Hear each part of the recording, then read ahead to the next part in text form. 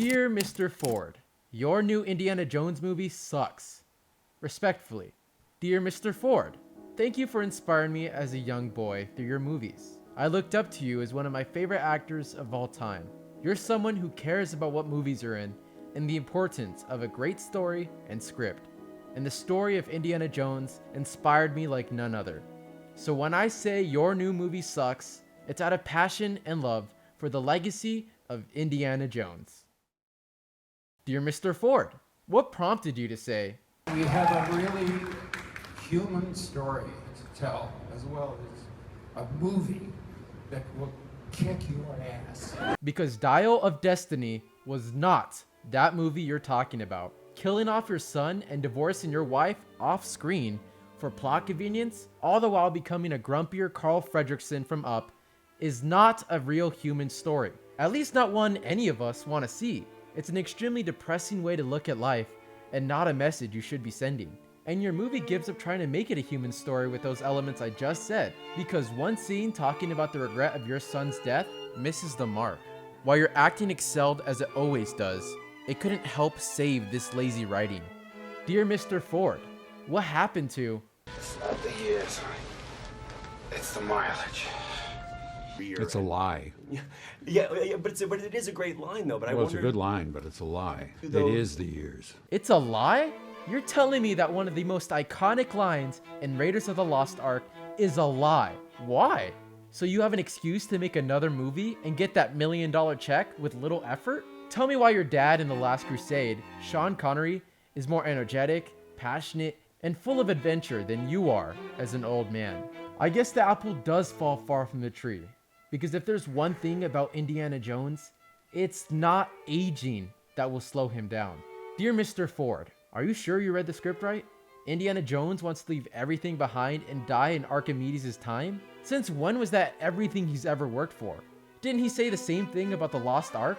Just because some random writer who worships Disney says so, doesn't mean this actually makes sense for Indy's character. I get character arcs are crucial, but they also have to be comprehensible and make sense in relation to the previous movies you told, not just some random spin-off for the sake of convenience. The story arc that you wanted to tell didn't even have a satisfying conclusion because Helena decided to take away the moment for you and knock Indiana Jones out. Imagine this impactful scene from The Last Crusade being ruined because Sean Connery punched you instead of letting Indiana grow. I can get it. I can almost reach it, Dad. Indiana? Indiana? Let it go. And what new story arc is told in this film that wasn't already? Indy gets humbled? Wasn't that already told in Temple of Doom? There was nothing really new about this film either. You had the obligatory boulder shot from the trailer, a child sidekick, similar locations we've seen, a ton of gross bugs, and tomb raiding. And the action, which is a staple for Indiana Jones films, is frankly not well done. Why? Because the majority of it was done using CGI, where the charm of the older films are found in the practical stunts. The use of CGI is definitely a reason why Crystal Skull doesn't feel as organic as the older ones, and why this film doesn't have the same charm. You also have a random goddaughter now who was never referenced before. It couldn't be a granddaughter or something, or even a passionate student of his who looked up to him as a mentor, or even being the wife of your dead son, making your story with her so much more personal, in a world where Indiana Jones is a grumpy old man. Helena Shaw honestly had really good potential, but the writers had so many different personalities for her and couldn't stick to one. But nope, we got an unlikable know-it-all who constantly berates Indy for no good reason, other than compensating for the lack of development and thought put into her, just so she can seem cool, witty, and funny, which would make the audience like her. Her dynamic with Indiana Jones is by far the weirdest and strangest thing about this film. And the villain is a Nazi who thinks the Mustache Man was the reason they lost World War II. Like, bro, you were gonna lose no matter who ran the Axis powers. Dear Mr. Ford, why was this movie so long? For this runtime, you would think the story would be fleshed out, right? But nah, you're telling me that by using binoculars, the villain can track exactly where Indiana Jones went, despite his boat being blown up? The villain also somehow survived getting hit in the head by a metal pole going full speed on a train. And when it cuts to the future, he somehow miraculously has no scars on his face. What was even the objective of the movie? It was so inconsistent and left me wondering what the heck was going on. It was so long that they had to rush the 5-minute ending where you and Miriam suddenly get back together, as if the divorce never happened. But that's okay, right? Because nostalgia. No need for logic or an actual emotionally compelling scene that makes the payoff worth it. Let's also forget that he's wanted for murder, which suddenly goes away, or that he survived a gunshot wound and didn't bleed out for a couple of hours. Where does it hurt? Literally everywhere after watching this movie. Dear Mr. Ford, it's really disappointing that the best part about this movie is a 20-minute de-aged version of you with your 80-year-old voice. Whatever the beginning was supposed to be was the movie I would have preferred to watch over what we got. The Spear of Destiny, or the blade that pierced Christ, is a more grounded and interesting artifact that falls in line with previous Indiana Jones movies written by George Lucas, continuing the biblical historical motif of the original trilogy.